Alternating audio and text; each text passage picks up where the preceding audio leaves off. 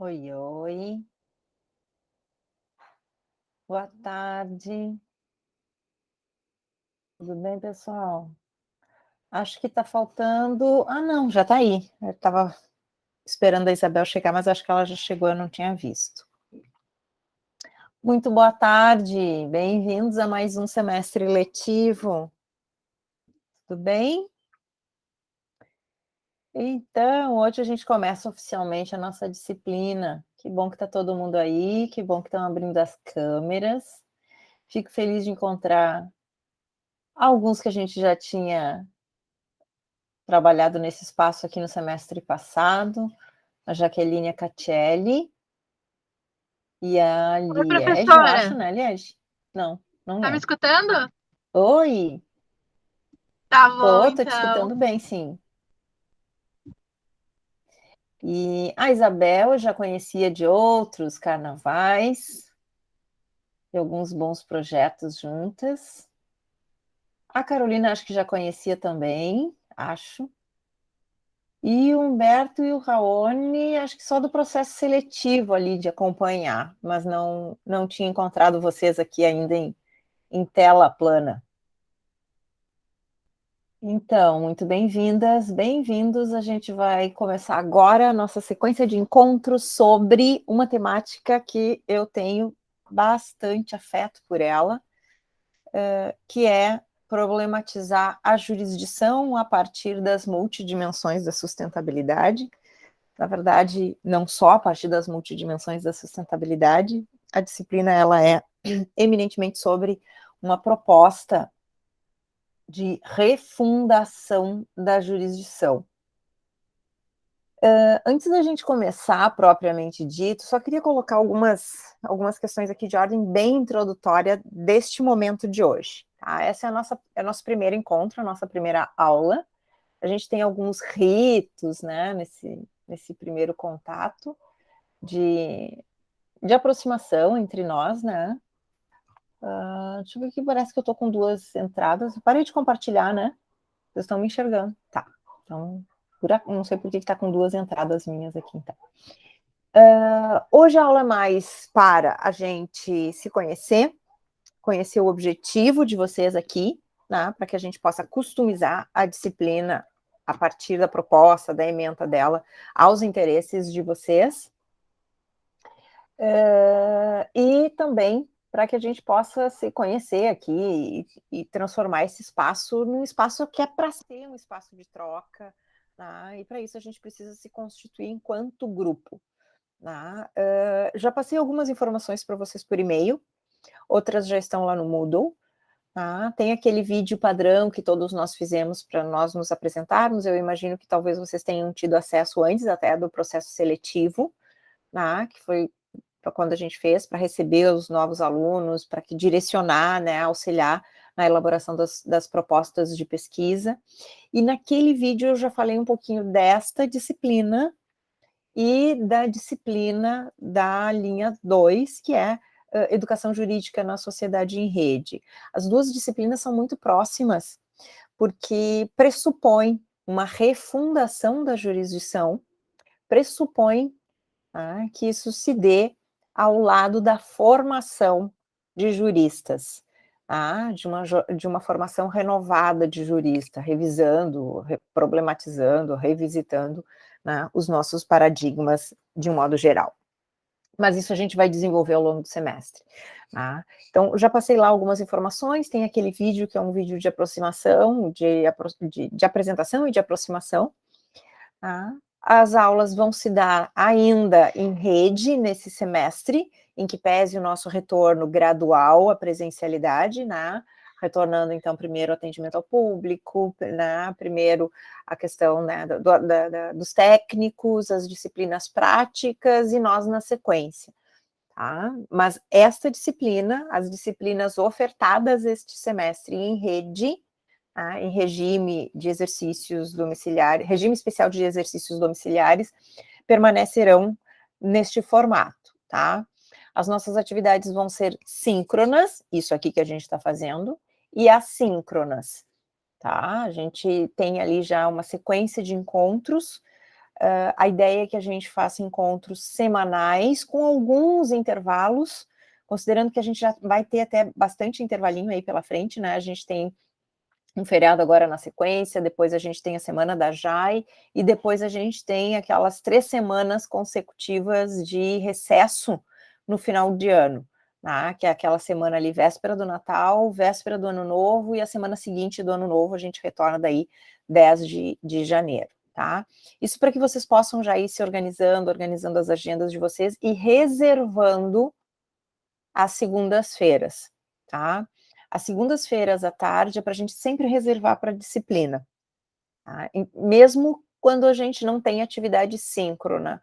Aí, né, aquela coisa da gente fazer um papel aqui de auxiliar, né, nesse momento, mais na graduação com vocês é menos, mas também, né, eu acho que é uma questão aqui de parceria entre docentes e discentes, para a gente se auxiliar a organizar o tempo para as disciplinas, tá? Então, reservem sempre, bloqueiem a agenda de vocês na segunda-feira, porque a gente vai ter, e vocês não devem estar fazendo o primeiro semestre agora, né? Vocês já devem ter tido experiência no semestre anterior. A nossa carga de leitura, ela não é leve, né? Ela também não é sobre-humana. Ela exige, né, atenção, dedicação, e sempre a gente está sempre reforçando uma escolha que foi nossa, né? Acho que semestre passado eu perguntei para a turma, olha, como vocês estariam se não tivessem sido aprovados? Muito tristes, certamente, né? Em tendo sido aprovados, vocês têm que estarem muito felizes. Ah, claro que a gente está sempre reclamando, a insatisfação da natureza humana é um negócio absurdo, tá? Mas para a gente também valorizar esse espaço e reforçar uma escolha que foi de vocês. Ninguém veio fazer o mestrado obrigado, ninguém escolheu a linha obrigado, nem o programa, né? Então, todas essas são escolhas que a gente renova todo dia, fazendo contornos, fazendo ajustes. Então, reservem a segunda-feira para nós, tá? Claro que vocês vão precisar reservar um pouco mais de tempo, porque, né, tudo não vai acontecer na segunda-feira, a gente vai precisar de um tempo extra para fazer as conexões, e esse trabalho intelectual, né, trabalho de pesquisa, ele é um trabalho que precisa de um outro tempo, né? Ele precisa de um tempo de decantação, a gente precisa ler, digerir, tá? Se colocar como leitor, leitora, tá? E, claro, traduzir todas essas informações, tentando conectar as disciplinas, as linhas dentro da área, e como isso tudo vai refletir depois no trabalho de pesquisa de vocês, tá? Pensando nisso, então, a gente, nessa questão de tentar auxiliar, a nossa comunicação vai estar lá no Moodle, tá? Todo o material fica lá armazenado, em que pese eu replicar sempre por e-mail, tá? E a gente criou um canal ali, um grupo no Telegram, também para armazenar essas comunicações, mas ele não é um canal oficial, tá? De modo que vocês não estão obrigados a entrar lá. A gente sabe que os alunos têm níveis de ansiedade diferente, então não é para todo mundo que entrar em grupo está sendo saudável, justamente por isso a opção pelo Telegram, que, né, desvia um pouco do WhatsApp, protege a privacidade de vocês ali também, de modo que os telefones não ficam compartilhados, e é um outro lugar, uma outra plataforma, talvez oxigene um pouco a hora que vocês estão a fim de se relacionar com o trabalho, recorram para lá, tá? É um pouco, na verdade, um pouco da experiência da gente nesses semestres trabalhando desse jeito, né? A gente tem percebido isso e tentado ajudar de alguma forma, tá? De modo que sempre me deem um feedback, que daí isso a gente pode também melhorar e pensar em outras formas, tá? Então, retomando. Nosso canal oficial de comunicação é o Moodle e a troca de e-mails por ali, tá? Eu vou evitar mandar e-mail do meu e-mail e mandar e-mails ali dentro. Por quê? Porque daí ali naquele fórum, avisos da professora, ficam todos os e-mails enviados, de modo que vocês também rapidamente localizam as informações por ali e não nos e-mails individuais de vocês só, tá? Acho que ajuda, tá? As datas eu também fixo ali, porque ele manda um aviso, né?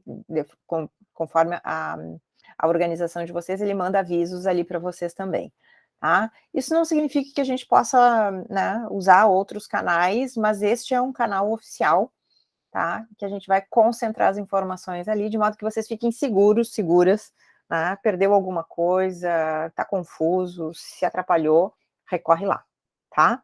O layout do Moodle mudou, não sei se vocês perceberam, né? Esse semestre mudou. Eu organizei ele em aulas ali para ficar mais visível também e vou fazer outras alterações, outros ajustes também, tá? Bibliografias, a gente vai usar muita coisa digitalizada, muitas coisas eu vou indicar do Minha Biblioteca e outras mídias, né, que a gente pode utilizar também, em que pese a gente citar muito mais obras do que aquelas que a gente vai efetivamente ler, né? Por quê? Porque se vocês quiserem um plus a mais, né, se vocês quiserem aprofundar algumas das reflexões que a gente vai fazer aqui, vocês podem recorrer a outras bibliografias complementares para além daquelas que a gente vai usar, tá? Praticamente todos os encontros serão síncronos, em que pese uma previsão da carga horária assíncrona para realização de leituras, atividades, preparação de seminários e realização de seminários. Vocês já devem estar bastante acostumados com essa prática, né? Ela é uma prática que é bastante utilizada em nível de pós-graduação e me parece que ela é bastante útil aqui, sobretudo quando a gente está nesse formato, né, aqui de tela plana. Não é terra, tá, gente? É tela plana. Alguns escutam errado e reproduzem errado depois. Tá? Na verdade, eram visionários que já anunciavam que nós estaríamos em tela plana. As pessoas escutaram errado e maldosamente falaram, né? Era tela plana. Então, esse formato aqui de tela plana, então, faz com que a gente disperse muito rapidamente. A gente está, né, com acesso rápido a outras coisas e na medida que a gente tem os seminários e que a gente organiza um fluxo, né, de tempo não muito longo para cada um intervir, interagir, talvez isso possa ser bastante proveitoso, tá? Não produtivo, proveitoso, tá? Com outro tempo, um tempo de decantação também, tá? Pensando em tudo isso, eu queria muito, muito, eu conheço algumas de vocês aqui, mas eu queria muito que vocês pudessem se apresentar dizendo por que estão aqui, tá? Ou seja, não só por que do mestrado, mas por que da disciplina, tá? Porque essa disciplina pode ajudar vocês na pesquisa de vocês. Falando isso, vocês já podem apresentar minimamente o que é a ideia da pesquisa, né? Como que a disciplina pode auxiliar nisso, e quem está orientando vocês nesta empreitada. Tá? Acho que a gente pode fazer uma rodada, confortáveis com isso. Esqueci de dizer, a gente vai gravar todas as aulas e eu disponibilizo elas sempre depois, tá? Eu coloco elas ali depois como... Esqueci o nome. Link não... Enfim, ele fica ali no YouTube, mas vocês já têm acesso imediatamente, terminou a aula, vocês têm acesso ali pelo e-mail de vocês, ela já fica ali armazenada, tá? Se vocês sabem localizar dentro do e-mail, ela já fica ali, tá? E já emite um relatório de quem está presente, quem não está presente. Quem não está presente, fica com a responsabilidade, quem não está presente por qualquer motivo na aula síncrona, fica, né, com a responsabilidade, né, com o compromisso de assistir a aula gravada até a aula subsequente, tá? Para que a gente não tenha ruídos aqui, né, e lacunas, é importante que vocês reservem esse tempo também. Pelo rede, a gente não tem frequência, mas a gente afere a frequência pelo cumprimento. A aprovação tem a ver com o cumprimento das atividades. Então, uma atividade é assistir a aula síncrona ou gravada, tá? Então, vocês têm essa... Enfim, vocês sabem como é que isso está funcionando, né? E é para o bem de vocês, né? Para o bom andamento aqui das atividades, e para que isso repercuta na pesquisa de vocês, que está em construção e deve ecoar, em alguma medida, as linhas de pesquisa e a bibliografia das disciplinas e do corpo docente.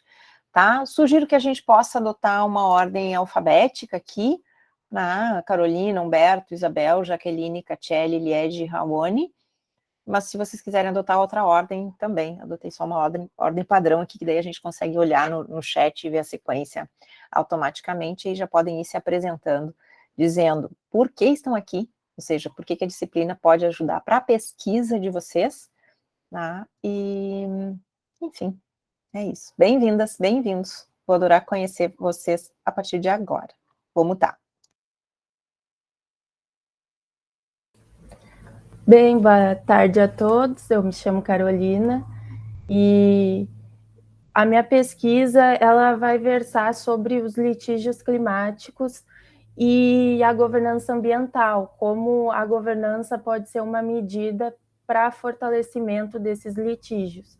Então, com isso, eu acredito que essa disciplina agora de refundação vai me auxiliar nesse contexto, né, da questão que eu vou trabalhar com a questão jurídica também, com essa questão de como isso pode, né, ser utilizado também como um meio alternativo e mais eficaz, né, para que essas mudanças climáticas tenham uma efetividade maior, que a gente vê que hoje a gente ainda não tem caminhado muito bem nesse assunto, né, principalmente aqui na questão brasileira, né? A justiça brasileira tem poucos casos julgados sobre isso ainda.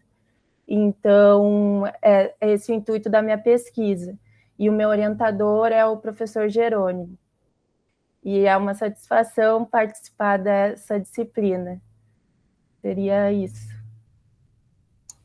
Bem-vinda, Carolina. Acho que vai te ajudar bastante mesmo. É bem adequada. Acho que sou eu, né? Você... Humberto. Geralmente Humberto é lá no meio, agora está no início. Primeiramente, boa tarde, né, a todos, né? É uma satisfação também fazer parte dessa disciplina. A minha orientadora é a professora Valéria, eu sou da linha 2, né? A minha pesquisa aí versa, né, sobre Lei Geral de Proteção de Dados no âmbito da segurança pública, né, aplicabilidade ou não dela, né? Eu sou servidor estadual, né, sou militar estadual, então, por isso, dessa minha linha aí que eu pretendo fazer. Também, né, estou fazendo mestrado, né, também fiquei um bom tempo afastado, né, da academia, porque por questão profissional, por questão de concurso, né, daí agora estou retomando, né, as atividades aí a partir de 2 anos para cá. E a disciplina, né, também acho que também me chamou a atenção essa disciplina, principalmente diante ali já das discussões do outro semestre ali, principalmente da questão ali de jurisdição ali, do que foi falado no âmbito da cadeira da professora Rosane, também algumas coisas que foram faladas na cadeira do professor Hernani. Daí achei interessante porque consegui interligar, né, e acho que essa disciplina também vai ser bastante importante para sedimentar esses conhecimentos aí, interligando as duas disciplinas. Seria isso. Joia, Humberto. Bem-vindo. Então, boa tarde a todos. Eu já conheço a professora Ângela também de alguns projetos da universidade, e, na graduação, e também da disciplina que eu fiz com ela, Direito e Literatura, na graduação.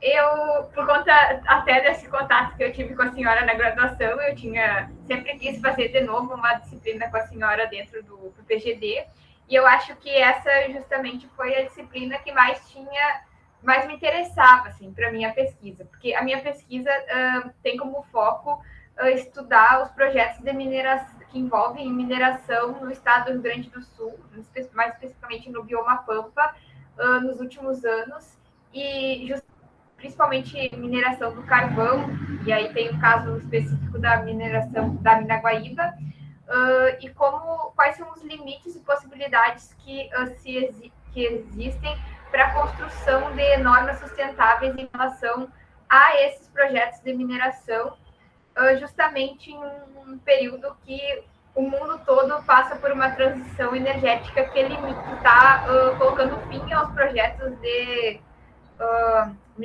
termoelétricas, digamos assim. Então, eu acho que essa disciplina vai me ajudar bastante para compreender quais são esses limites dentro da noção da sustentabilidade na jurisdição. E acho que é isso. Eu no momento só estou fazendo mestrado. E já é bastante coisa, né, Isabel? Só fazer o mestrado é bastante coisa. Bem-vinda, bom te reencontrar. Jaqueline. Boa tarde, prof. Boa tarde, colegas. A minha pesquisa, então, eu vou tratar sobre o direito à privacidade das crianças e dos adolescentes na sociedade em rede. Mais especificamente, eu vou trabalhar com os influenciadores digitais mirins. Então, eu senti um pouco de dificuldade, assim, de encaixar as matérias da linha 1 em alguma coisa que pudessem acrescentar, assim, na minha dissertação, né? Claro que ao longo das disciplinas a gente sempre vai aprendendo e conhecendo mais sobre a matéria, mas eu escolhi a disciplina principalmente porque eu gostei muito do nosso semestre passado, achei que foi uma boa metodologia as aulas e gostei muito, então eu senti interesse e resolvi me matricular também nessa disciplina esse semestre. E é um prazer, professora Ângela, de novo, né? Um novo semestre. Coisa boa, bom te reencontrar também, Jaqueline. Catelli.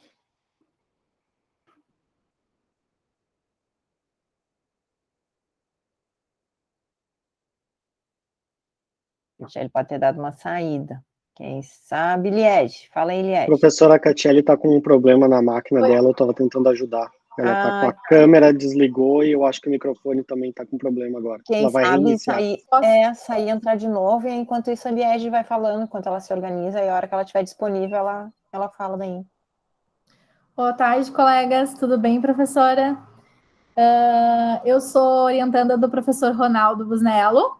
O meu projeto de pesquisa, ele trata sobre o meio ambiente do trabalho, a busca, né, por meio de políticas públicas de um meio ambiente do trabalho mais saudável e sustentável e equilibrado. A disciplina da senhora, eu tenho que confessar que quem me levou a fazer desde lá do início foi o Vitalino e a Bruna, porque eles me falaram assim, se tu tiver oportunidade, tu faz 2 disciplinas, não deixa de fazer, uma do Rafael e uma da Ângela. E eu fiz a do Rafael semestre passado, achei incrível, me acrescentou muito, aprendi bastante, e a próxima que eu estava aguardando para me matricular era da senhora, também por indicação deles. Então, eu acho que eu tenho muito que aprender com essa disciplina, por tudo que eles falaram e comentaram, e também porque vai acrescentar no meu projeto de pesquisa e tudo mais.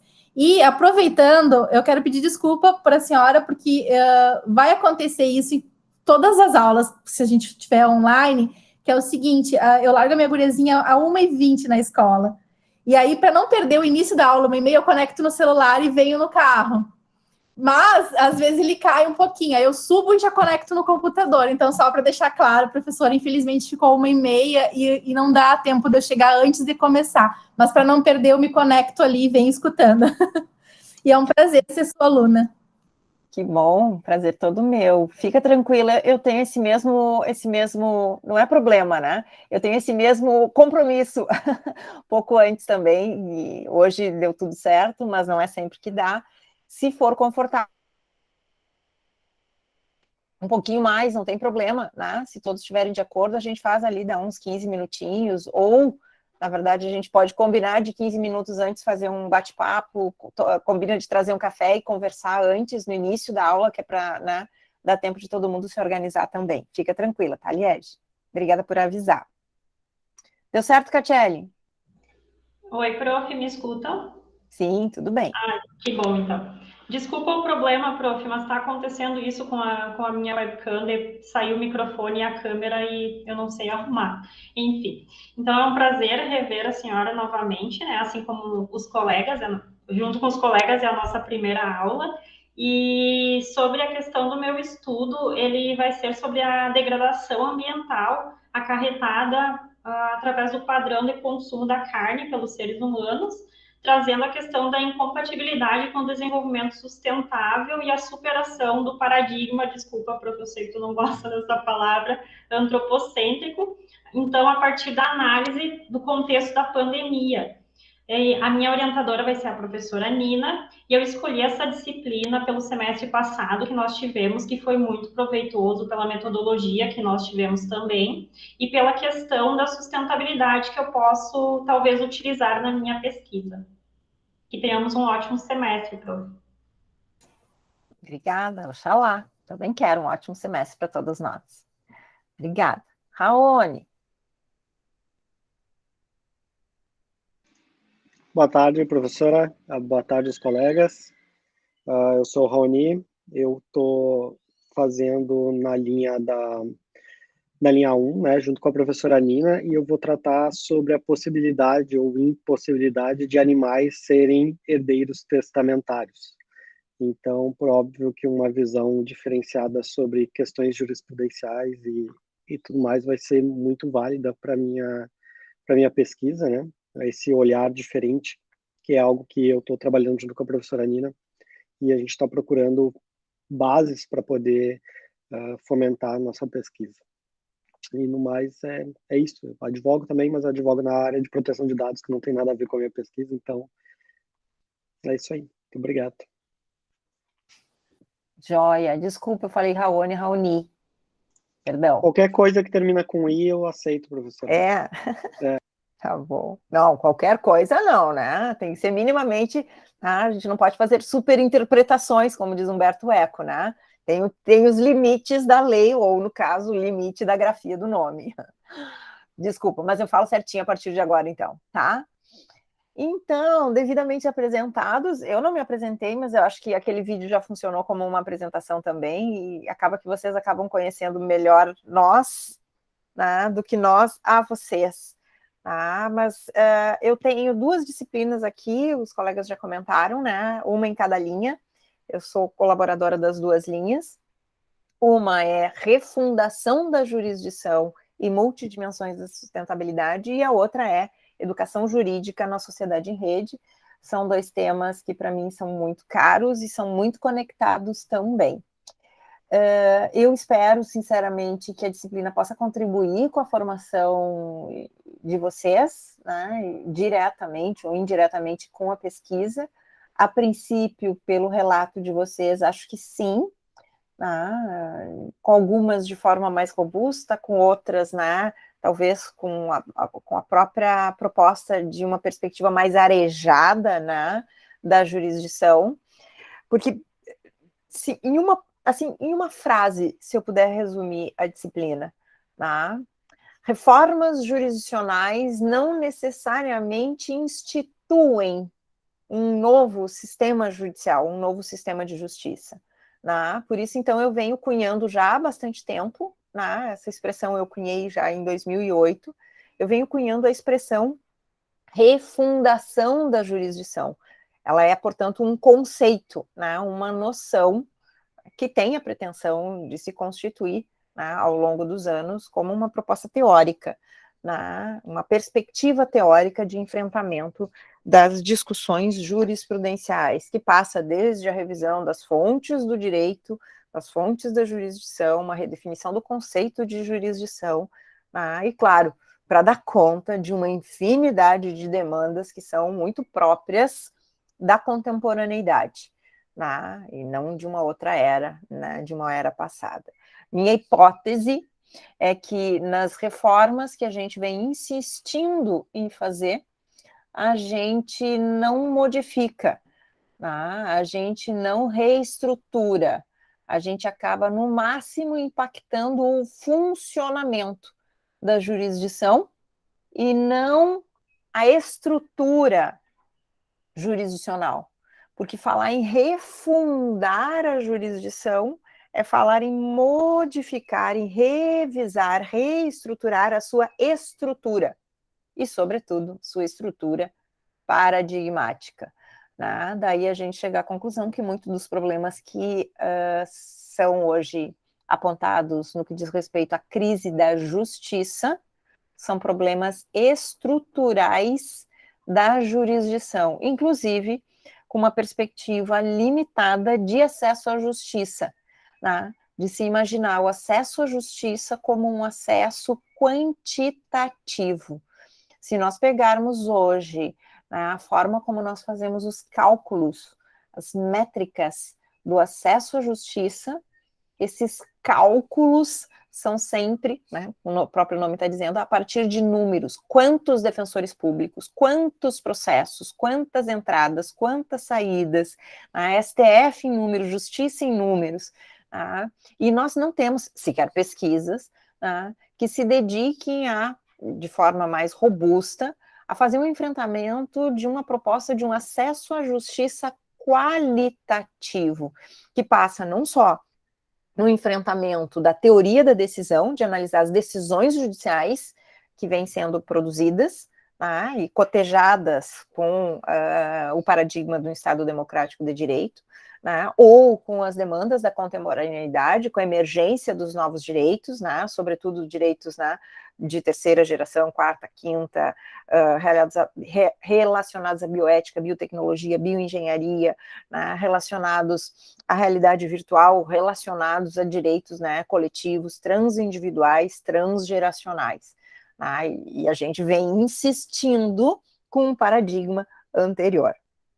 Tá? Para além disso, também, a gente insiste numa perspectiva muito doméstica de acesso à justiça, não enfrentando o problema do acesso à justiça global.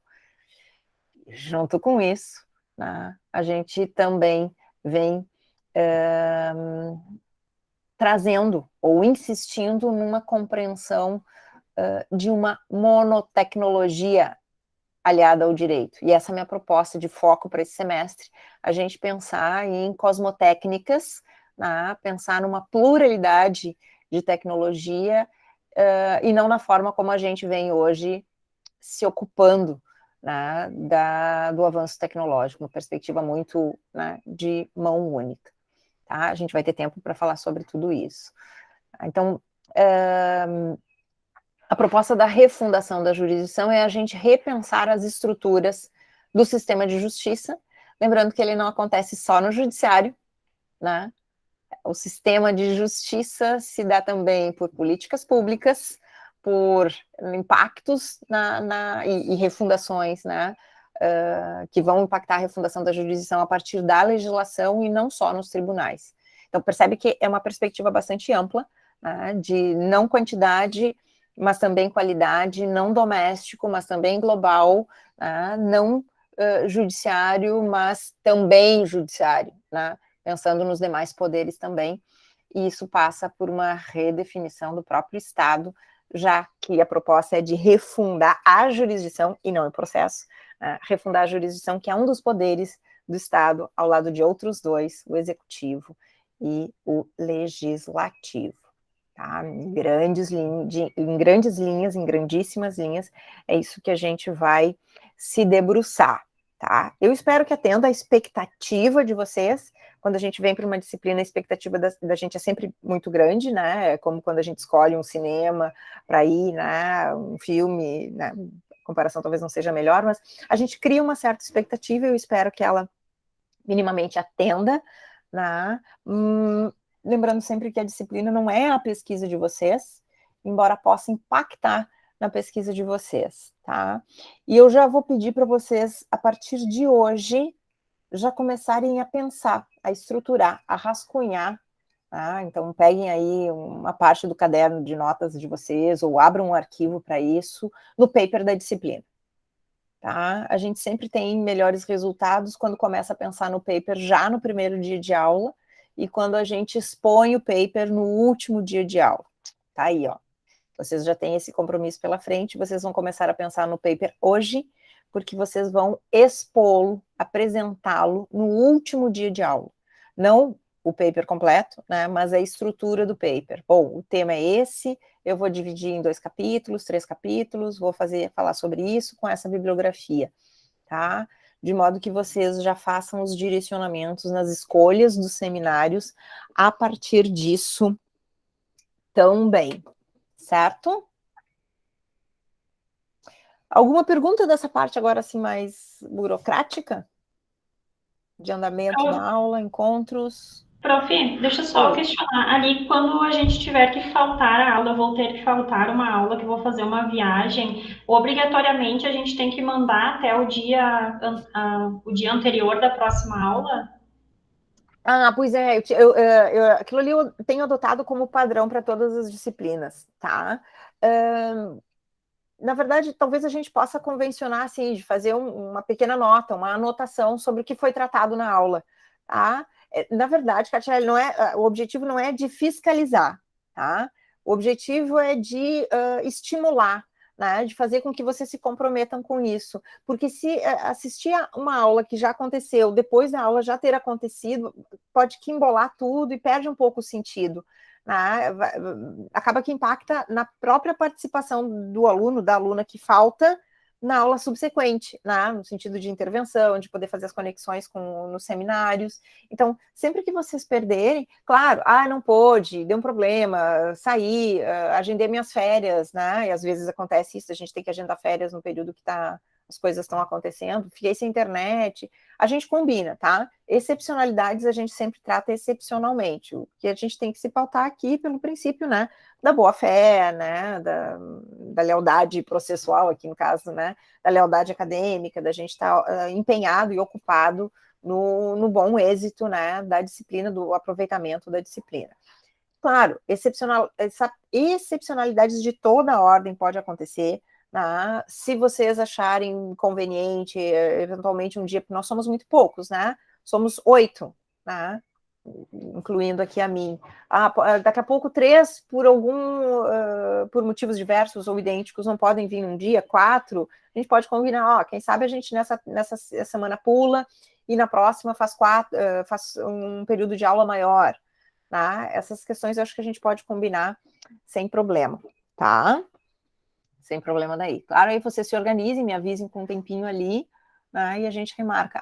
Vai no mesmo dia, vai ter um evento, uma palestra, uma aula magna, né, no mesmo horário, aí a gente reorganiza a aula para participar juntos da atividade também. Como a gente já fez nos semestres anteriores, acho que essa prática é meio comum nas demais disciplinas, né, o fato da gente estar na pós-graduação tem um outro ritmo, o fato da gente estar em grupos menores também facilita algumas convenções, né? Sempre, claro, se pautando pela boa-fé, né? Pelo compromisso de todos aqui. Tá? Diga, Humberto. Professora, eu não sei se eu não achei aqui no Moodle, tem um plano da disciplina já? Eu vou apresentar para vocês ele agora. Eu não coloquei ele lá, porque ele ainda estava em modificações, mas eu vou expor ele agora e já fixar as datas para vocês também, que a gente vai ter ali os encontros e os não encontros. Tá bom, obrigado. É só para a gente se agendar também. Isso, claro que é importante, né? Mais algum questionamento aí? Então, vamos lá. Vamos aproveitar já essa pergunta do Humberto e vamos engatar aqui. Bom, o que a gente vai trabalhar, afinal de contas, né? De forma mais estruturada aqui na disciplina. Eu acabei organizando ela em 3 módulos, tá? Ou seja, em 3 partes, tá? Que a gente vai organizar a nossa fala aqui, e a partir dela a gente vai derivar, né, a sistematização dos seminários, tá? Dos encontros, das falas de cada um de vocês, tá? Que são esses 3 blocos. Deixa eu ver se eu pego ele aqui. Então, essa aqui é outra, deixa eu fechar essa.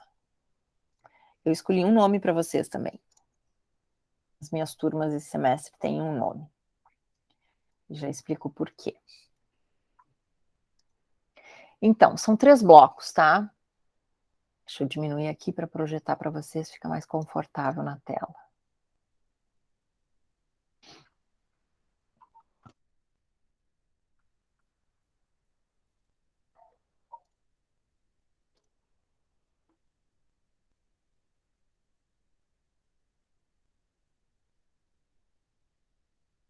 Aí, estão vendo, né? Então, a gente vai partir aqui de algumas... Vou explicar para vocês o que está no plano, no programa da disciplina, tá? E depois como a gente vai executar isso, certo? Bom, o objetivo aqui, a gente vai partir da premissa de que nós temos, né, multidimensões da sustentabilidade. A própria expressão sustentabilidade acabou sendo muito apropriada, né, pelo discurso econômico, e parece que ela já vem carregada disso também, né? Ou ingenuamente, né, ela parece que se reduz à proteção exclusivamente ambiental, e não é só, é muito mais do que isso. Então, a gente parte dessa compreensão das multidimensões, que a gente tem uma sustentabilidade ambiental, econômica, sociopolítica, simbólico-cultural. E aí a gente vai contrapor as dimensões da jurisdição. A gente não vai explorar muito isso, mas vai partir desse pressuposto, porque o objetivo da disciplina é compartilhar aqui de algumas linguagens, né, de alguns contextos. A jurisdição também tem várias dimensões, uma dimensão repressiva, uma dimensão reparadora e uma dimensão preventiva, que é toda a lógica de prevenir conflitos. E quando a gente está falando aqui de sustentabilidade, questões ambientais, novos direitos, cibernética, bioética, a gente também está pensando nessa perspectiva preventiva, que é uma dimensão, inclusive, repressiva ou anti-reparadora, no sentido de que não se deseja reparar ou reprimir alguns atos, a gente quer preveni-lo, o objetivo é que eles não aconteçam, é que a gente possa pensar em formas de evitar algumas situações. A gente vai pensar nas diversas velocidades de um processo, isso é problematizar a questão do tempo, velocidades diferentes para problemas também diferentes. A sustentabilidade aqui pelas lentes do direito e da jurisdição, a apropriação de como, o discurso da sustentabilidade acabou sendo apropriado pela sociedade neoliberal e pela sociedade ultraliberal, a revolução cultural liberal, nesse cenário também, alguma coisa sobre o paradigma da ecologia profunda, embora esse não seja o foco e já está, algo que a gente vai deixar aqui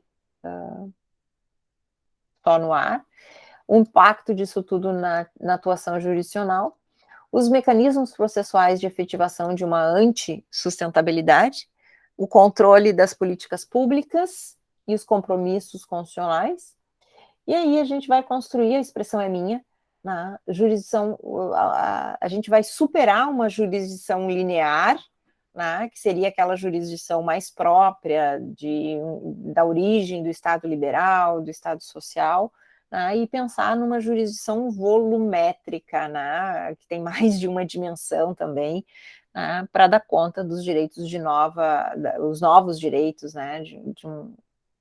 de um contexto de um Estado democrático de direito.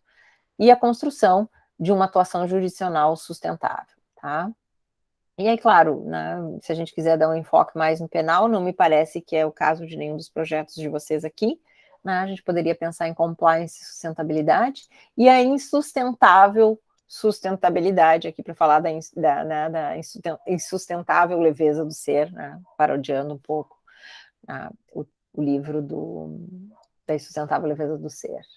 A dimensão democrática do discurso antissustentável e alguns estudos de casos, alguns casos que a gente vai usar. Como é que eu organizei o conteúdo programático?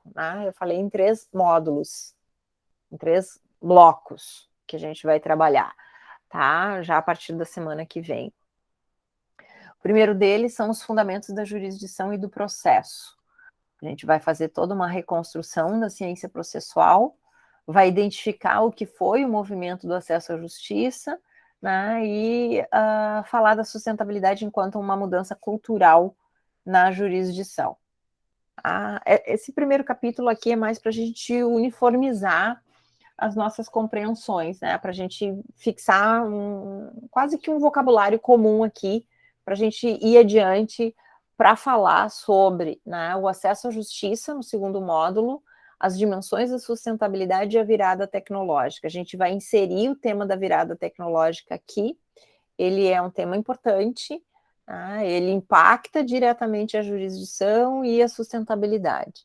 E aí a gente vai falar do acesso à justiça em 3 perspectivas. Tá? Acesso à justiça diante da crise do Estado, o acesso à justiça no século XXI e a sustentabilidade, e o acesso à justiça no século XXI e a virada tecnológica, certo? E aí, por fim, a gente encerra então, ó, desformatou ali, a gente encerra então falando, né, sobre o âmago aqui, o coração da disciplina, que é da reforma à refundação, né? Não que não se possa ter reforma, mas que reformas em si não refundam a jurisdição. Refundações podem acontecer sem reformas, e reformas sem refundação são inócuas, né? Então, a reforma, ela precisa de uma refundação, embora para a refundação não seja imprescindível uma reforma, tá? E aí a gente pensa num deslocamento. Se a gente vai deslocar, né, o olhar da reforma para a refundação, a gente também vai deslocar o olhar da tecnologia para a artesania. Tá? Então, pensar aqui em como a reforma da jurisdição, ela precisa de uma artesania processual e da artesania da formação do jurista. Tá? Então, o desenvolvimento de algumas sensibilidades, de algumas preocupações na própria estrutura de processo e na própria estrutura de formação do jurista, tá? Porque a refundação não se dá só dentro do processo, ela pressupõe, né, que os demais poderes se aliem para que isso efetivamente possa acontecer. E aí a gente vai falar um pouquinho dessa questão dos vieses cognitivos, de como isso impacta, né, e limita, às vezes, a nossa compreensão, se não observamos que isso acontece, e automação decisória, a tecnologia e as garantias constitucionais, e um termo que eu tenho cunhado também desde o ano passado, né, o tecno-neoliberalismo processual. A expressão também foi cunhada por mim, eu coloco aqui, eu anuncio, né, que o discurso tecnológico, seja anti-tecnologia, seja pró-tecnologia, ele pode ser apropriado pelo discurso neoliberal processual e aí criar um outro modelo de paradigma tão ou mais danoso do que aquele que hoje corrói a estrutura da jurisdição. Tá? E aí, entre aspas aqui, né, também inspirada lá em Orwell, o desejável novo mundo, ou o desejável mundo novo. Essa é a estrutura da disciplina, essa é a proposta que a gente vai discutir.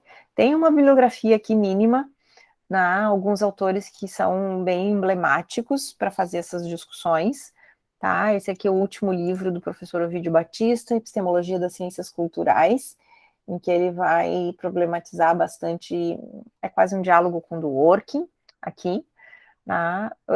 Professor Castanheira Neves, em várias obras, mas em especial nesse artigo aqui, que ele vai tratar, né, do entre o legislador, a sociedade e o juiz, ou entre o sistema, a função e o problema, os modelos atualmente alternativos da realização jurisdicional do direito, e aí ele vai destacar 3 paradigmas, alertando para o problema de 2 deles, que são, né, o paradigma legalista normativista e o paradigma funcionalista.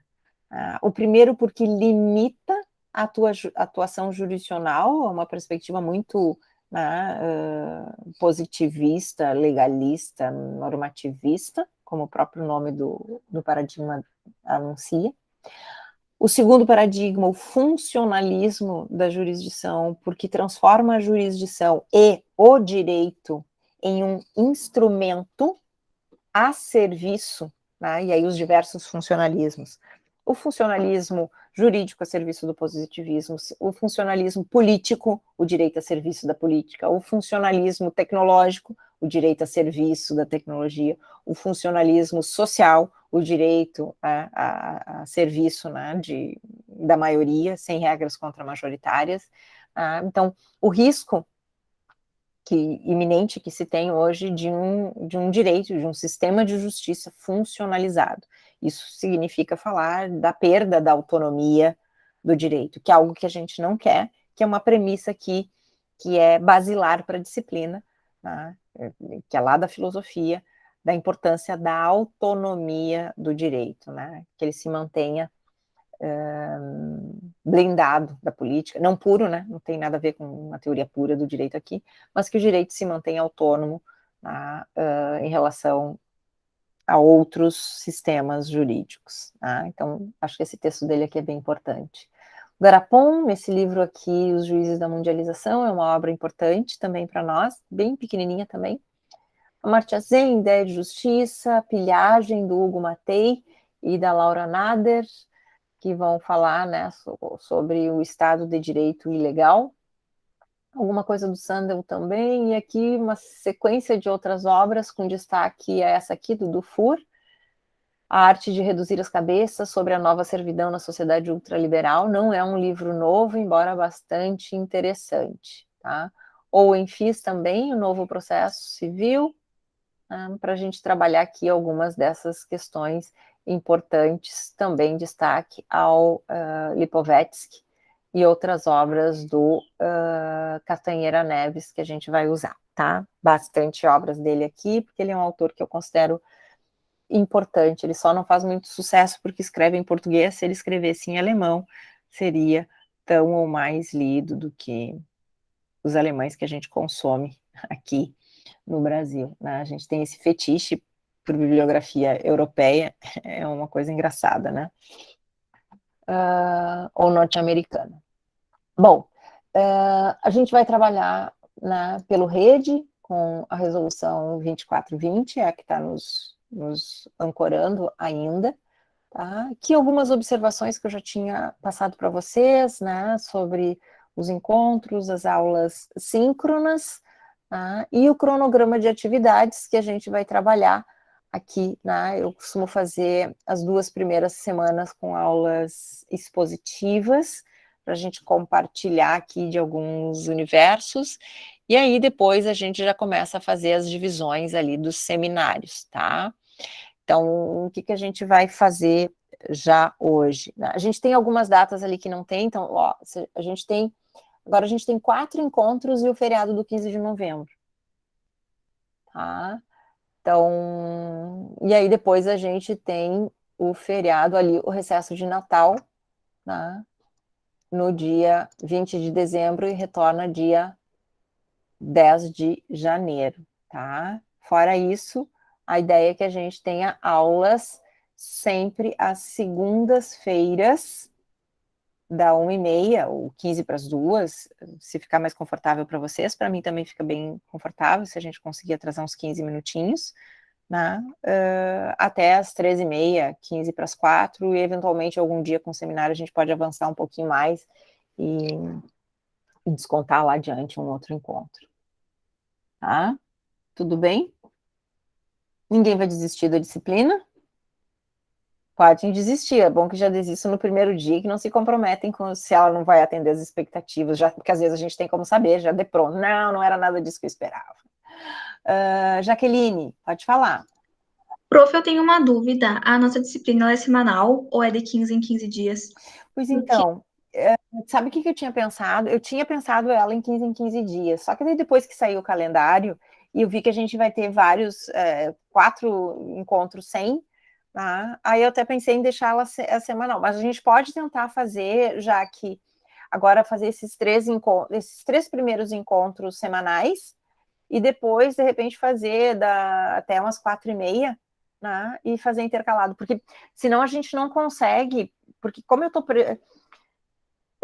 pelo rede até daria, né? Porque a gente vai ter no total... Deixa eu ver aqui se está certinho. 5, 6... Aí tem mais a semana da JAI, né? Esqueci de mostrar ali para vocês. Dia 22 de novembro também não tem aula, que é a semana da JAI. Então são 5 segundas sem aula, né? Quase um mês. Não, mais de um mês. Por conta da segunda-feira. E, na verdade, porque a gente ficou com 3 semanas de recesso.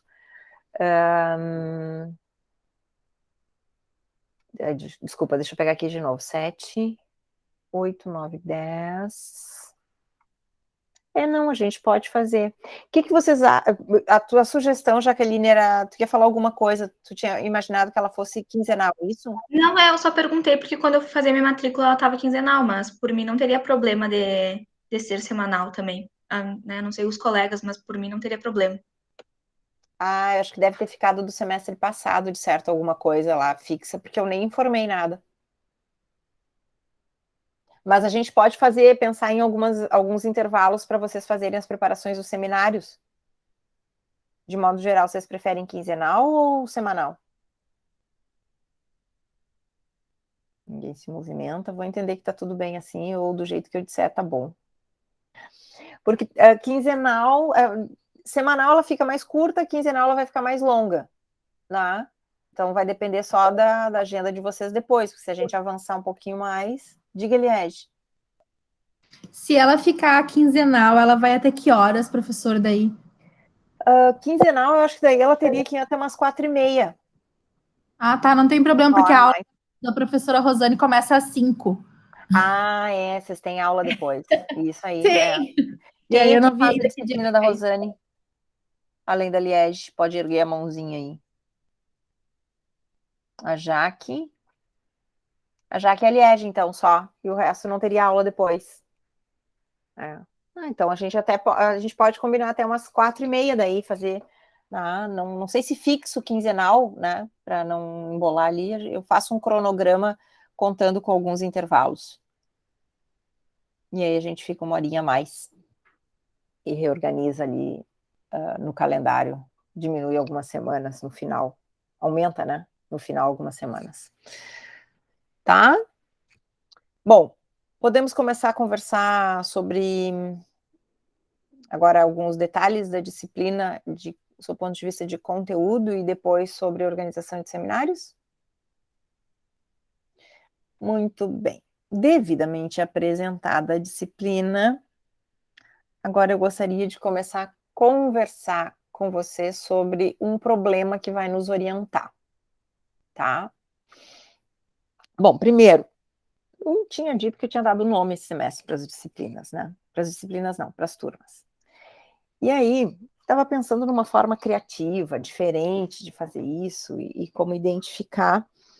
E pensei bastante mesmo sobre isso, sabe? Assim, fiquei, agora esses tempos, tive que fazer, agora já está voltando às atividades presenciais, aí viajei para dar uma atividade presencial e fiquei pensando e escolhi um nome para a nossa turma aqui, para as turmas desse semestre, que é a Turma da Guitarra Azul.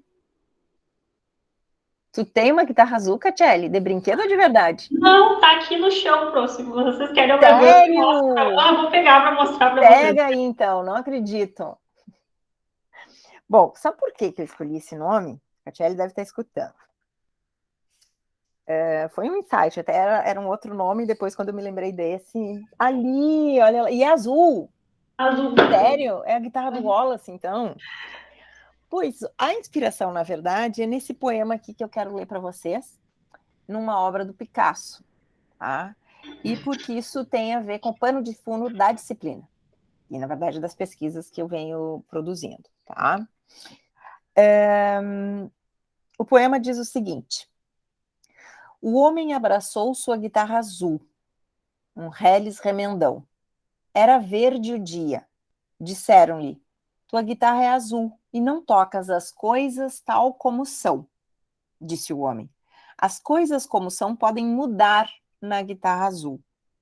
Disseram-lhe: mas toca uma canção que seja nós mesmos, embora nos rebaixe, uma canção na guitarra azul das coisas exatas como são. Eu não posso abarcar o mundo inteiro. Eu, no entanto, o remendo como posso. É isso a vida? As coisas como são? A vida é, pois, as coisas como são. Este zumbido na guitarra azul. Que oferece a vida, exceto ideias próprias, bom ar, bom amigo, disse-me. Ao invés das coisas como são e as coisas como eu as penso, digo que são na guitarra azul. Esse poema é de Wallace Stevens, é um poema de 1937, também inspirado na obra do Picasso, né, com esse mesmo nome, Guitarra Azul, Violino Azul, que é de 1900 e... Deixa eu ver se eu acho ele aqui. É de 1880 e poucos, 90. Aqui, ó, 1903, desculpa, que é O Velho Guitarrista Cego, 1903. A cor azul sempre foi bastante problematizada e objeto de poesia, tá, e de obras de arte, e nesse caso em especial, a guitarra azul, porque ela é uma metáfora utilizada para falar sobre a teoria narrativista. Esse é um referencial teórico aqui importante para nós na disciplina. Não é possível falar, vê se não fica muito viagem, tá, gente? Eu me empolgo aqui, fico viajando, daqui a pouco vocês não estão entendendo nada, e aí ficam achando que não é a hora do café agora, é a hora, né, de um happy hour e de alguma outra coisa um pouco mais forte do que o café. Mas não, calma, que isso tudo faz muito sentido e tem tudo a ver com a refundação. Não é possível pensar em revisar estruturas paradigmáticas da jurisdição, senão pela perspectiva da virada linguística, ou melhor, da virada narrativista, do linguistic turn, que é um movimento filosófico que supera o paradigma objetificante da relação entre o sujeito e objeto. Vamos lá, calma aí. Todo mundo junto, vamos ver se isso faz sentido com alguma outra coisa que vocês tenham visto nas outras disciplinas. O livro é esse aqui, se quiserem depois dar uma olhada. O autor da teoria narrativista, um dos autores, né, já de longa data, é o José Calvo Gonzalez, faleceu no ano passado. Ele é um dos principais nomes do movimento de direito e literatura, tá, no mundo. Ele, inclusive, defende e propõe uma criação de uma cultura narrativista para o direito latino-americano, para o direito brasileiro, né? Embora ele seja europeu, malaguenho, né, da Espanha, um juiz da Suprema Corte de lá, ele tem muitas passagens pelo Brasil e pesquisa bastante a partir do Brasil também.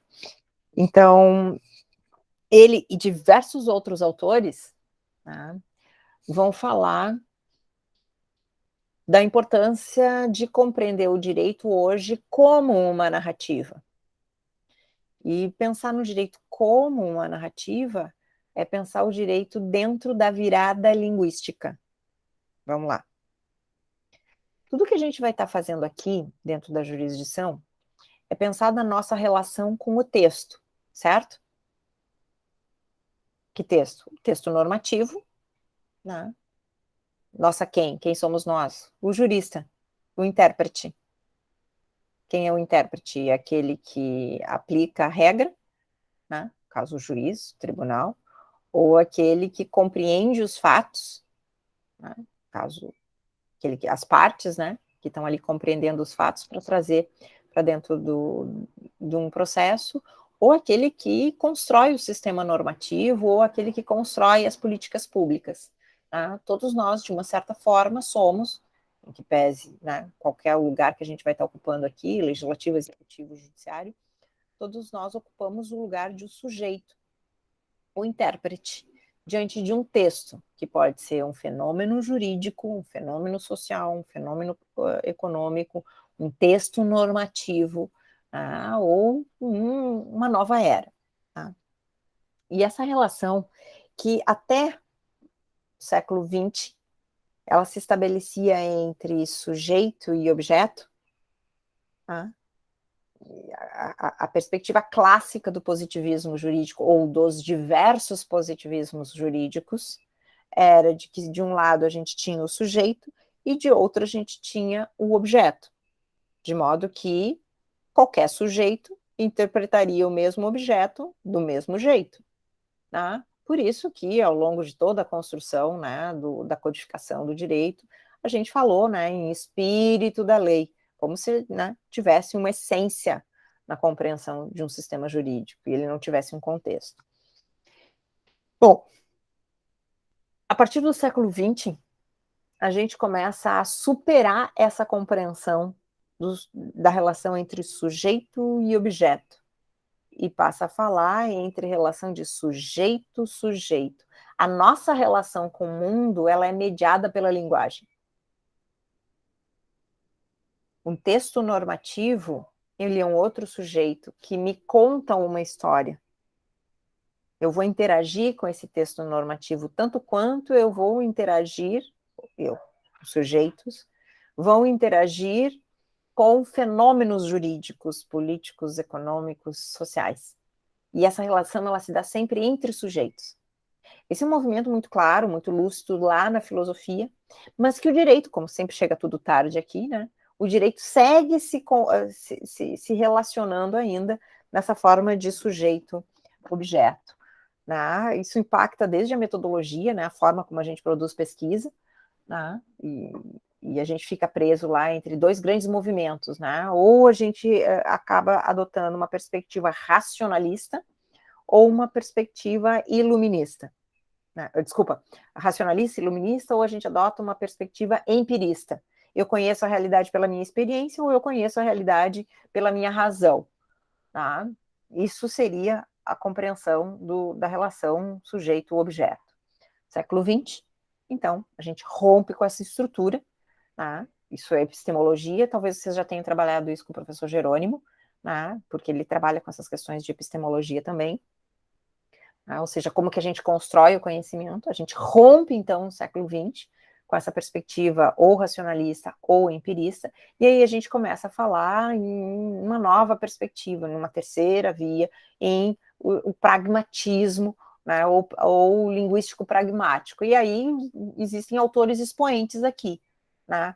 Habermas, tá? É um desses autores, Dworkin é outro desses autores. Talvez, se vocês já tiveram aula aqui com o professor Cristiano, também ele vai comungar desse mesmo paradigma, né? Pela origem, a professora Valéria também, pela origem da nossa formação aqui, né? Que é a hermenêutica. Talvez eles já tenham compartilhado com vocês essa virada linguística, a gente chama de linguistic turn. Tá? Se vocês pesquisarem sobre isso, vocês vão encontrar também, estou só apresentando aqui esse contexto. Então, o linguistic turn, que acontece na filosofia, chega tarde no direito.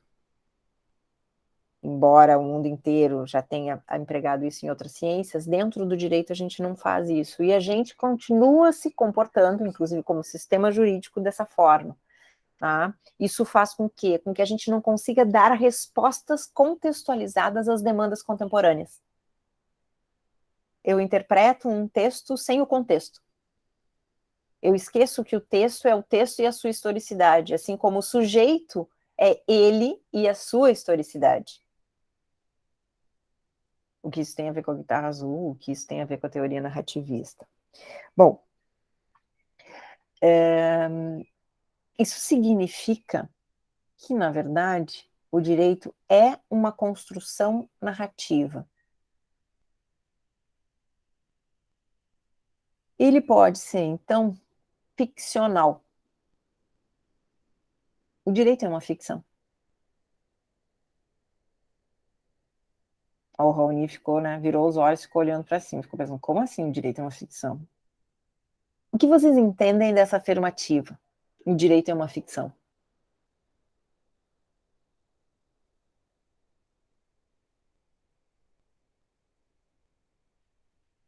O direito é uma narrativa.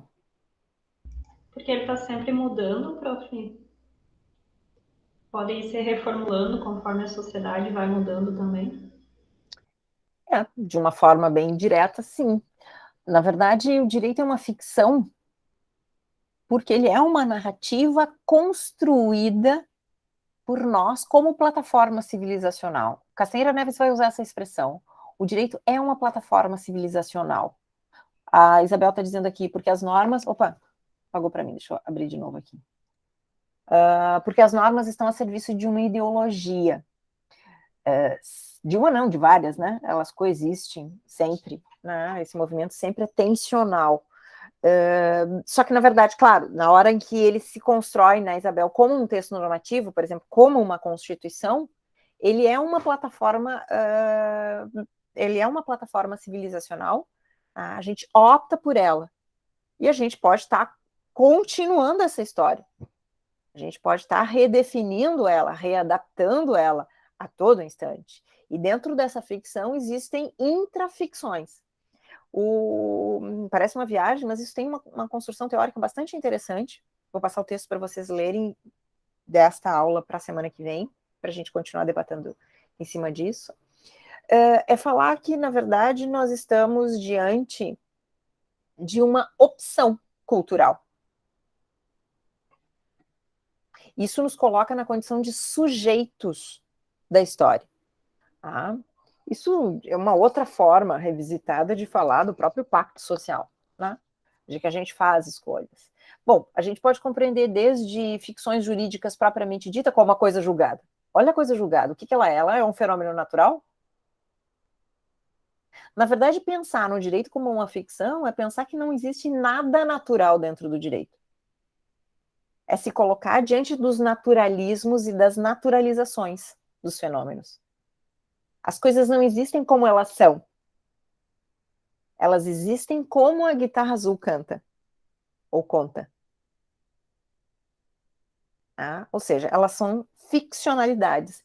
Isso é partir dentro de uma perspectiva, de uma teoria narrativista, dentro de uma perspectiva da viragem linguística. E a gente começa a pensar, e aí a Isabel tem razão, que não existe nada neutro. Tá? Porque a compreensão dos racionalistas, assim como a dos empiristas, eu conheço a realidade a partir da minha experiência, ou eu conheço a realidade a partir da minha razão, é uma perspectiva quase purista, tá? Quase neutra. Tá? E a perspectiva da virada linguística, da relação sujeito-sujeito, não sujeito-objeto, tá? Ela é uma perspectiva contra neutralidades, antineutralidades, no sentido de reconhecer que não existem essas neutralidades. E aí são escolhas. E a gente precisa pensar nessas escolhas, problematizar essas escolhas e ver se elas guardam coerências com escolhas já feitas. Então, falar numa teoria narrativista ou pensar no direito como uma guitarra azul, tá?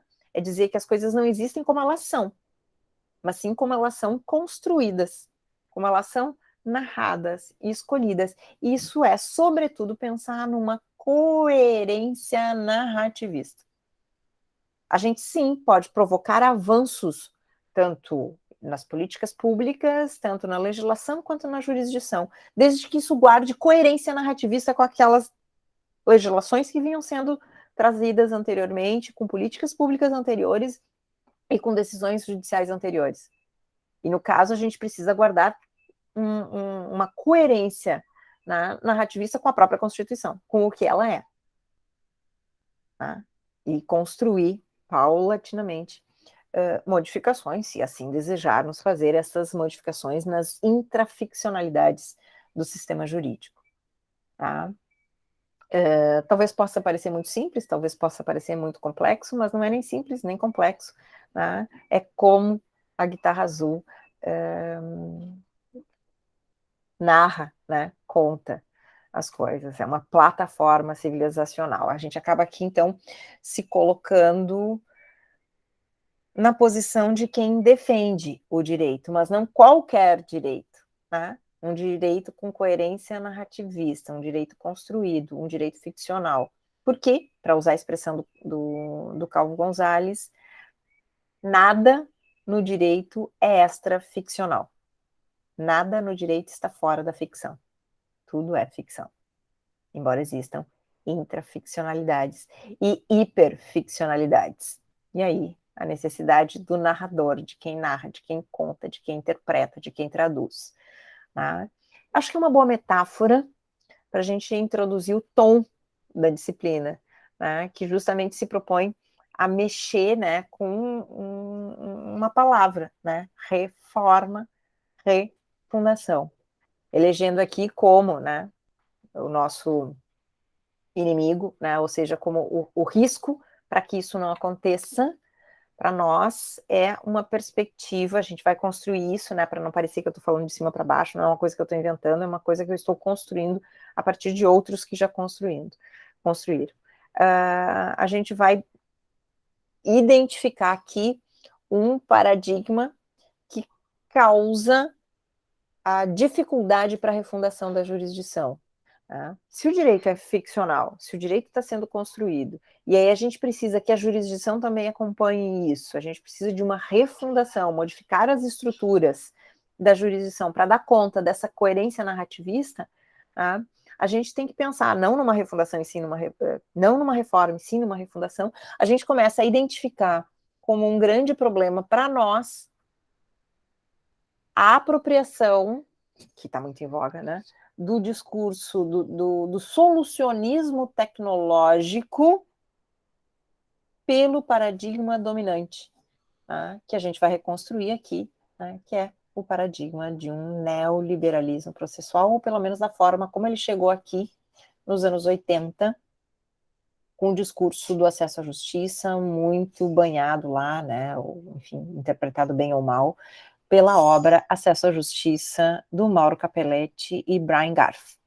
Não sei se vocês conhecem essa obra, ela é um ícone, é um clássico, né, do direito, sugiro que vocês recorram a ela. Tá? Mauro Capelletti e Brian Garf, nos anos 70, fazem uma pesquisa muito grande nos Estados Unidos e na Europa, e cunham essa expressão, né, cunharam essa expressão, acesso à justiça, e identificam 3 obstáculos, 3 ondas renovatórias, né, para renovar o processo jurisdicional da época. A primeira onda renovatória seria o acesso aos necessitados, tá? Então uma justiça mais acessível sob o ponto de vista econômico e cognitivo para a população. A segunda onda renovatória seria a possibilidade da jurisdição atender não só questões individuais, mas também coletivas e transindividuais. A terceira onda renovatória seria a essência do acesso à justiça, seria a desburocratização, seria pensar na estrutura processual e, inclusive, pensar em outras formas de resolver conflitos que não pela via da jurisdição. Essas as 3 ondas renovatórias dos anos 70, 80, que vêm para o Brasil nesse período, na verdade não só para o Brasil, né, mas para toda a América Latina, e acaba coincidindo esse discurso pró-acesso à justiça, em defesa das ondas renovatórias, ele coincide para nós aqui na América Latina com a abertura democrática. E ele acaba sendo incorporado às constituições. Nos anos 90, ele acaba sendo, inclusive, encampado nas reformas processuais, os nossos códigos jurisdicionais na América Latina como um todo, mas no Brasil em especial, né? Por que na América Latina como um todo? Porque o Banco Mundial, em maio de 96, escreve um documento, o documento técnico 136, com recomendações para toda a América Latina e o Caribe, né? Toda a América Latina e o Caribe. Para quê? Para que eles pudessem se tornar países seguros para investimentos econômicos, nós deveríamos tomar algumas providências de também tornar o judiciário mais estável e seguro. Então foi um movimento bem importante, isso vai culminar com um pacto de Estado em 2004, bastante conhecido de todos aqui, né? Esse pacto de Estado é o primeiro pacto por um Estado, por um judiciário republicano e acessível. Vocês podem dar uma googada, vocês vão encontrar aí. E na semana que vem eu vou projetar um material sobre isso. Também a gente vai analisar esses pactos. Esse pacto é assinado, então, em 2004, e a primeira iniciativa desse pacto de Estado, assinado pelos 3 poderes, inspirado no documento 136 do Banco Mundial, com recomendações para os países da América Latina e o Caribe, é a Emenda Constitucional 45 de 2004, que institui a reforma do judiciário brasileiro, com inúmeras modificações, filtro de constitucionalidade no recurso extraordinário, na repercussão geral, súmula vinculante, modificação da competência da justiça trabalhista. Então, todas aquelas modificações bem no iniciozinho dos anos 2000, que encerram, né, ou enfim, acaba...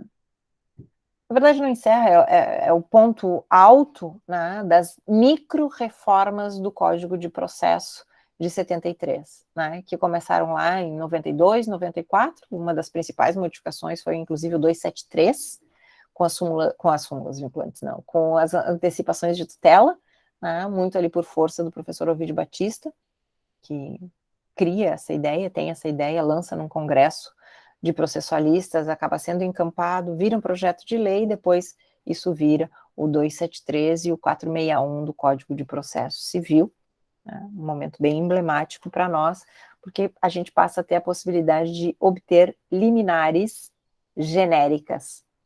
Até então, as liminares só poderiam ser obtidas em ações possessórias de menos de ano e dia. Nós não tínhamos liminares genéricas. O processo todo ele era de cognição exauriente, né? Vigorava ali a ordinarização do processo. Isso é absolutamente incompatível, né?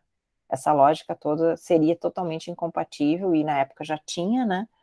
Com a busca, né? Por sustentabilidade, por proteção de novos direitos. Isso tudo acontece também num contexto de efervescência pelos direitos transindividuais, sobretudo consumeristas e ambientais. Então, o processo precisava se adequar a isso, a jurisdição precisava se adequar a isso, a gente precisava de um processo com uma outra velocidade. E aí a gente constrói espaços de cognição sumária, sendo que a gente só tinha cognições exaurientes até então. Não satisfeito com o primeiro pacto, porque as coisas não se dão de forma, né, instantânea, a gente precisa fazer um segundo pacto. Esse segundo pacto de Estado, assinado pelos 3 poderes, é de 2009. O segundo pacto de Estado, então, vem com 11 compromissos.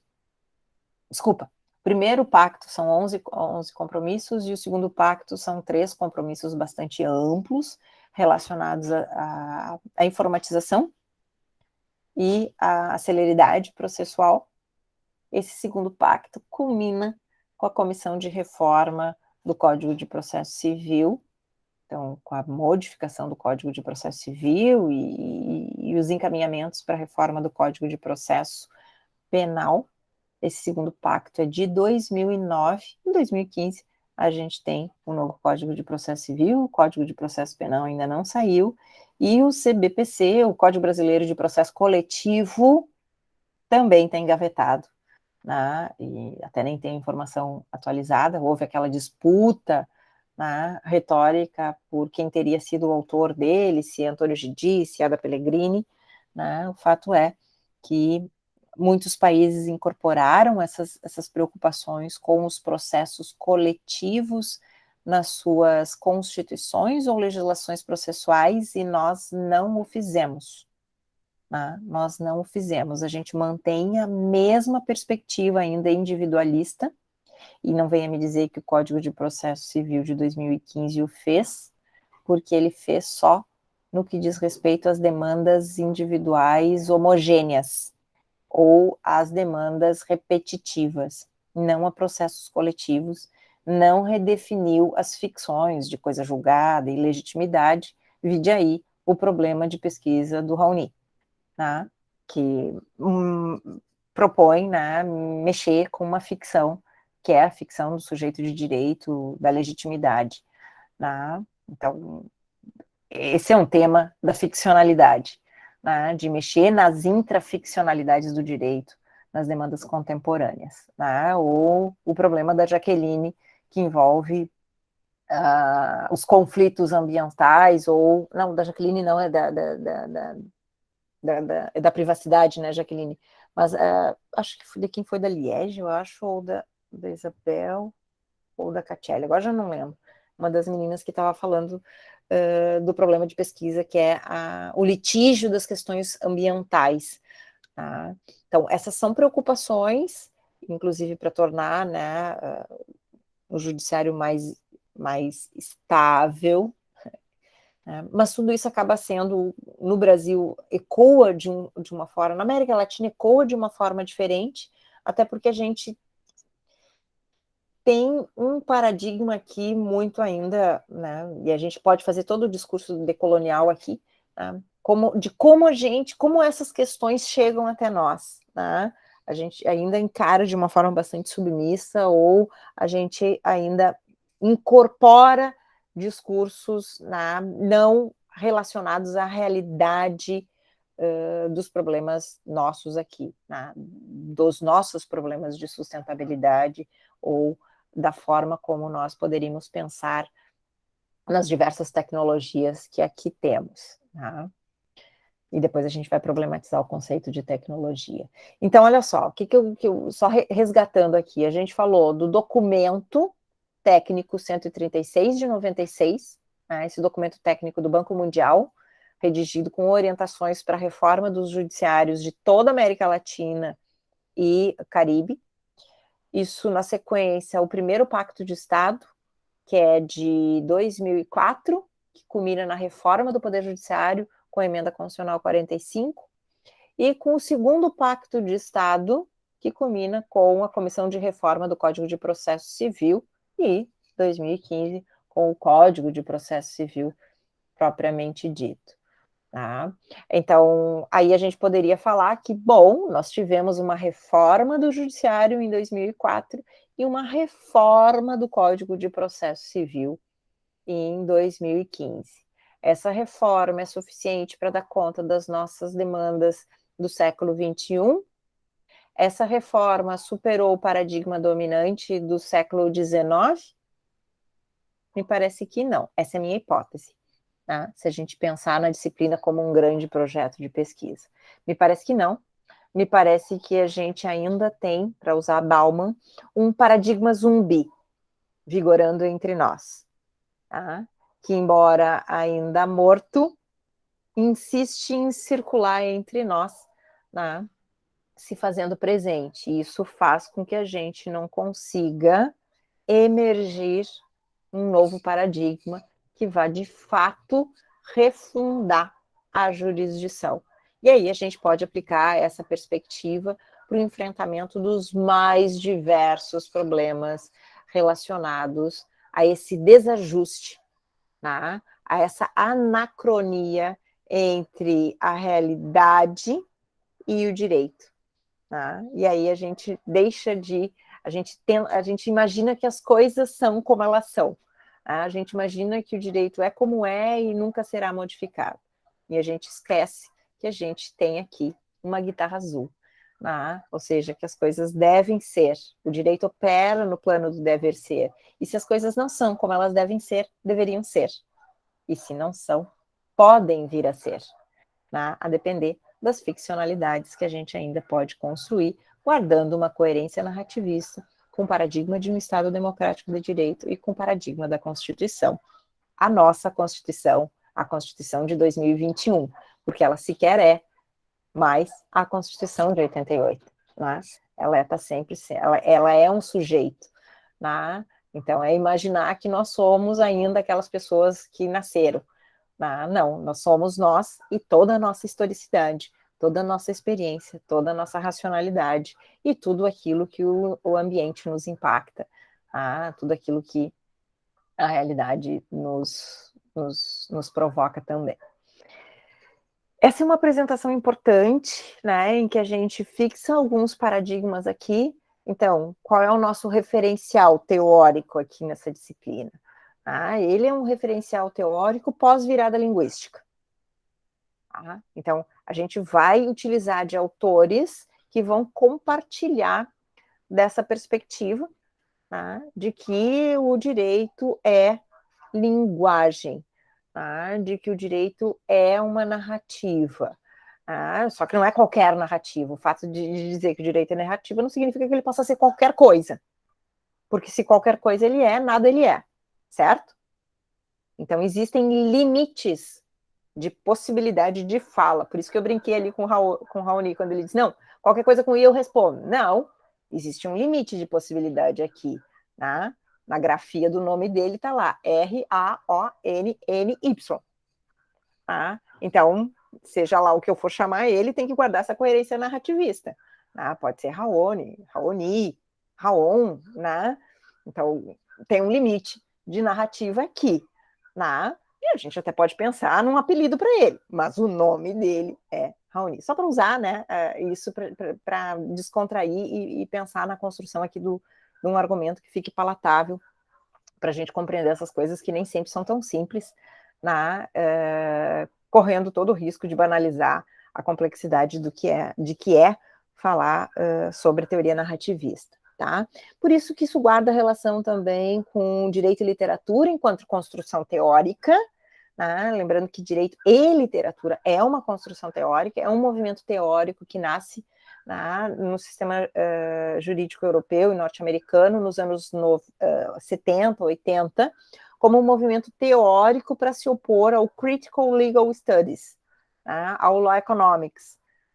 Então, é uma corrente teórica que vai se opor a uma outra corrente teórica, né, que relaciona o direito às humanidades, né, e a importância daquela obra que a gente usou na seleção do mestrado há alguns anos, não foi na seleção de vocês, que é Sem Fins Lucrativos, porque as democracias precisam das humanidades, né, da autora Martha Nussbaum, que tem um outro livro belíssimo escrito sobre direito e literatura, que é Justiça Poética.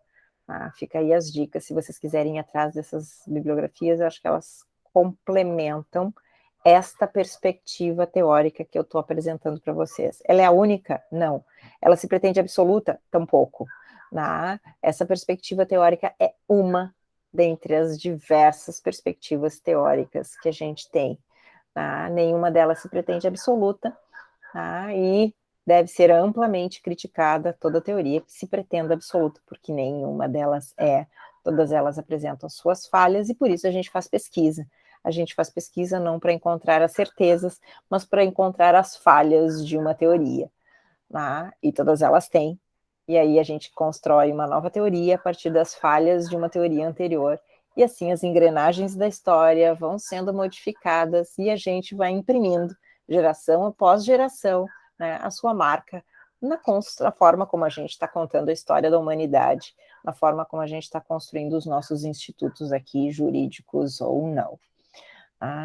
Então, meu convite é para que vocês toquem comigo, né, a guitarra azul, para que a gente possa, nesse semestre, de forma bastante fluida e desapegada aqui dos vieses de confirmação de vocês, vamos tentar não ficar aqui naquela dicotomia concordo, não concordo, né? Vamos só se propor a discutir a partir dessas compreensões, para aí sim, ao final, né, a gente utilizar essa compreensão teórica ou simplesmente, né, colocar lá no rol das tantas teorias que a gente conhece. Porque no final de contas, talvez o direito seja talvez o direito seja arte, né? E toda arte nos provoca alguma coisa e a gente reage a ela, gostando ou não gostando, né?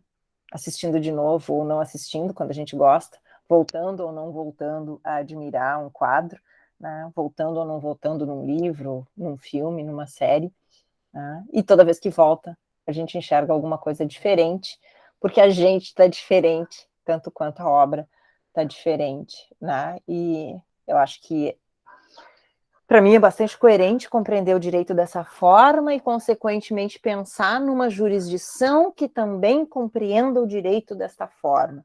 Não fosse assim, a gente nunca teria aquele caso julgado como foi. Acho que foi um dos principais casos do século, do nosso século, né?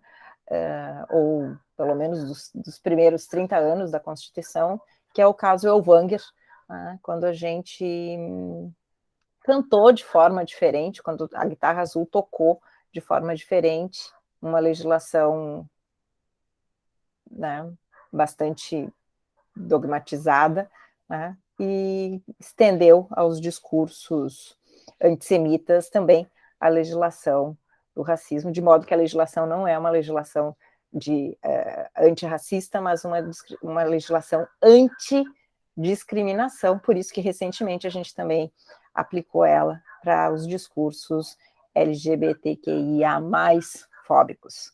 Tá? Então, esse é meu convite de reflexão. Fico à disposição aqui para que vocês reajam agora a essa minha provocação. Tá? Gostaria que vocês registrassem a percepção de vocês aqui, para eu ter um feedback, tá? E para que a gente possa construir a aula da semana que vem. Tema para a semana que vem, atividade assíncrona para a semana que vem, eu vou sugerir que vocês leiam. Vou sugerir, tá, gente? Porque eu não preciso determinar nada aqui, né? A gente está num grupo aqui bastante horizontal. O bacana da gente estar aqui em tela plana é que é muito horizontal, né? Estamos todos nós aqui numa janelinha, de certa forma confortável, porque estamos todos em casa, pelo menos assim eu entendo. Vocês vão ler esse texto, é bem fininho, ó.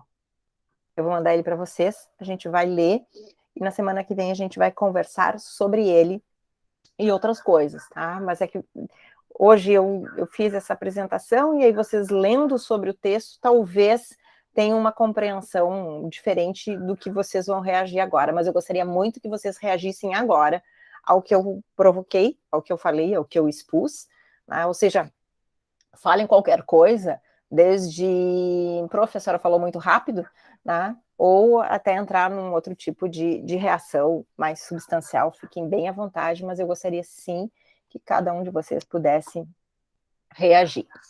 Tá? Vou mutar, fiquem à vontade, sem ordem alfabética, a ordem agora do atropelo, quem falar primeiro ganha.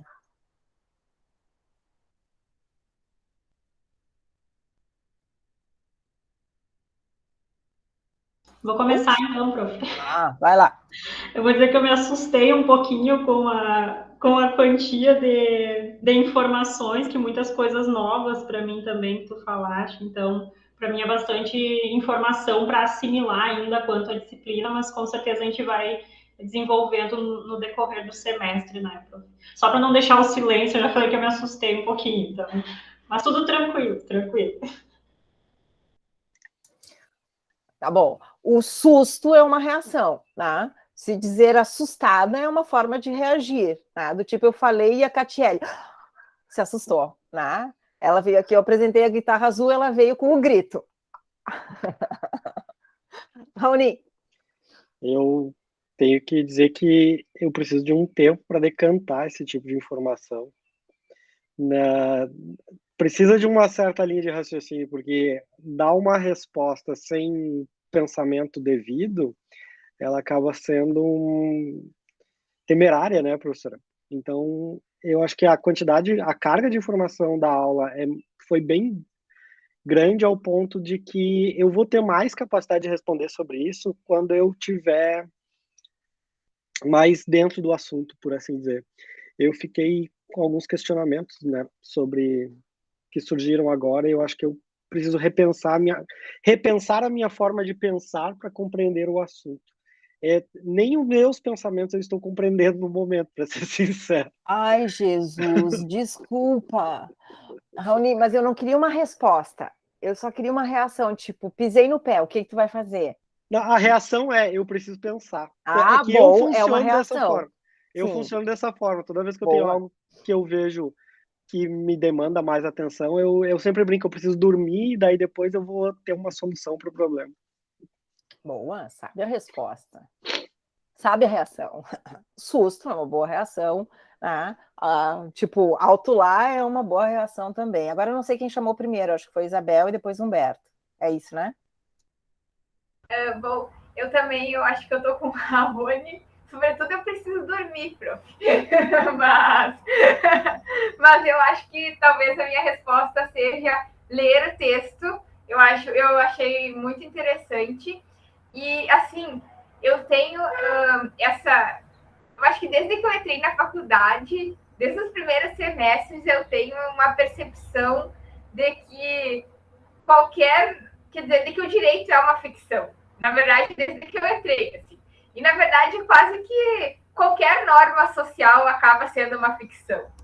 E eu penso isso está na minha cabeça, é uma coisa assim, uma filosofia de vida da minha parte. Então, eu sempre tenho um pouco de dificuldade de analisar as teorizações a respeito disso, porque para mim é quase que uma coisa posta, assim, sabe? Meio óbvia, sabe? E aí eu sempre fico em dúvida como explicar, como se teoriza em cima disso, porque, como eu já disse, para mim está sempre posto isso. E então eu acho que a minha resposta agora, eu fiquei assim bastante interessada em saber por que ele acredita nisso, né? De que forma ele sustenta isso, e também até me interessei pelo o título Direito Curvo, acho que é uma coisa que já me dá uma indicação. Então a minha resposta agora no momento é dar uma descansada inicialmente, né? E depois partir para o livro, assim, para eu conseguir compreender algo que para mim já é, de certa forma, sempre foi uma crença, mas nunca houve uma certa teorização a respeito disso. É isso aí, Isabel. Às vezes o óbvio precisa ser dito, porque o óbvio não é óbvio para todos, né? É aquela história, a formiga ninguém enxerga, mas se a formiga fosse um elefante, todo mundo enxergaria. Mas a hora que tu aponta a formiga, quem não enxergava ela antes enxerga, né? Enfim, o óbvio precisa ser dito e o inexplicável precisa ser explicado para que a gente possa continuar movimentando as engrenagens da história. Mas para mim também eu tenho essa mesma sensação. É tão óbvio, como é que eu vou explicar um negócio desses, né? E aí tu precisa, por isso os recursos das metáforas, né?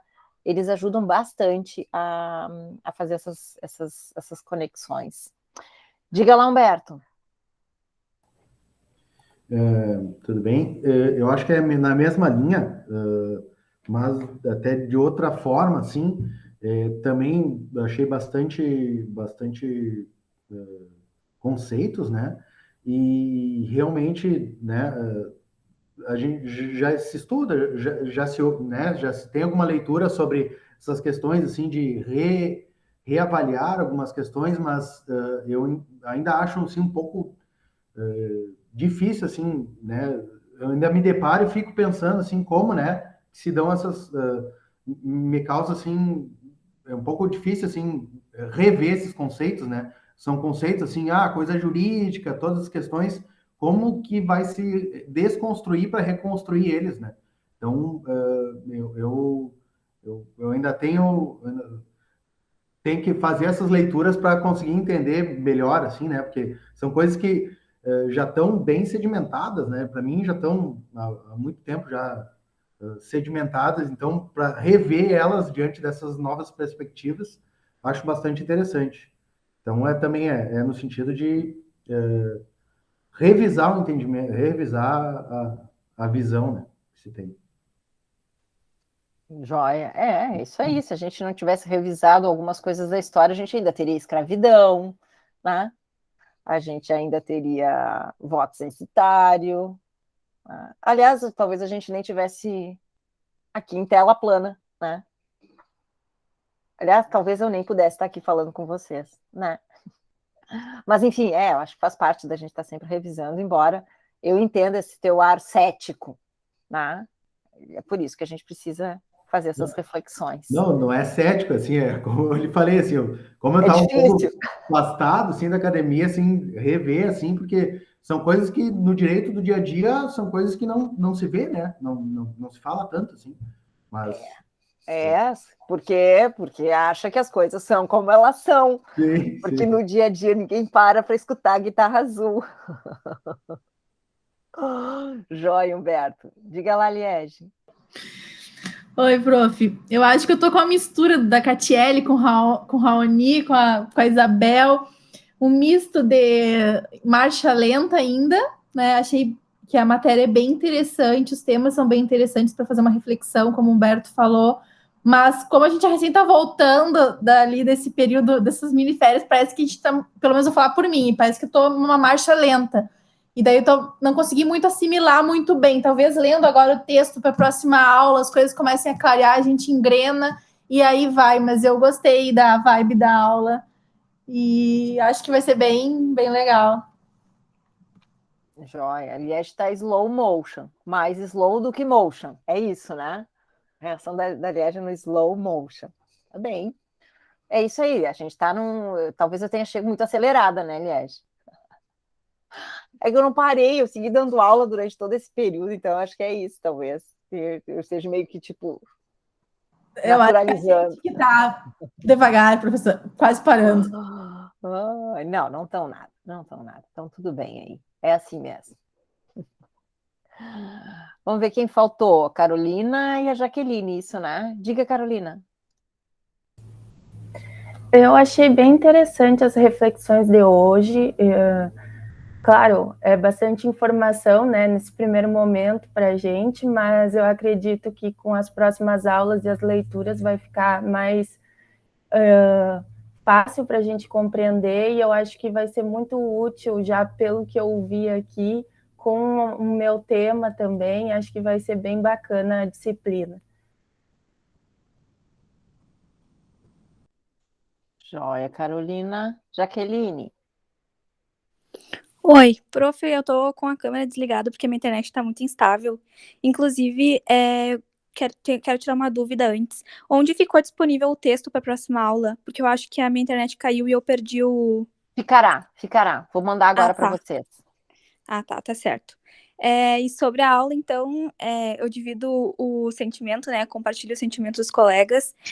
Acho que é um misto, assim, essa volta, mas acho que essa aula inicial foi um início, assim, para as reflexões que a gente poderá fazer ao longo do semestre, e acredito que com a carga de leituras e disciplinas ficará também mais fácil para a gente, né, conseguir compartilhar do que a senhora está explicando e também entrar em um debate mais profundo. E era isso, gostei muito da primeira aula.